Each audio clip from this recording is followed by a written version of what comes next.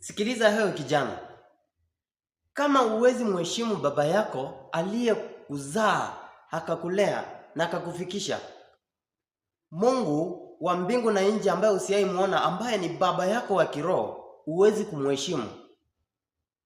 Utamheshimu aje Mungu ambaye usiyemuona kama baba wa kiroho, na kama baba ambaye aliyekuzaa katika kwenye mwili au mheshimu? Mpaka baba yako aliye wa kimwili aliyekuzaa unavaa mavazi ambayo ni ya kiajabu ajabu, hauwezi kumheshimu. Hauoni haya mbele za baba yako, unavaa jinsi unaona inavaa. Ikifika ni masuala ya imani, baba yako waliye mbinguni ambaye hujaimuona, pia na yeye hautamheshimu, na kwa hivyo utavaa mavazi ambayo ni ya kiajabu ajabu mbele zake. Kama huna uisi haya mbele za baba yako, hata baba ya kiroho utamheshimu. Mheshimu baba yako ambaye ni wa kimwili aliyekuzaa kwanza, ili uweze kupata uwezo pia wa kumheshimu baba aliye wa kiroho ambaye ndio baba yako waliye mbinguni.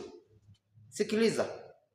Kama uwezi mheshimu mama yako aliyekuzaa miezi 9 akakulea na akakuwezesha mpaka akakuwezesha katika misingi ambayo inayofaa hadi ukafikisha umri ya kuwa mtu mzima, kama uwezi mheshimu, kama uwezi muona kana kwamba yeye si kitu, uwezi jua gharama ya Yesu Kristo, jinsi ambaye aliyokomboa watu wake, na jinsi aliyomwaga damu, na jinsi aliyoteseka zaidi kwa ajili ya wewe ili uweze kuokolewa.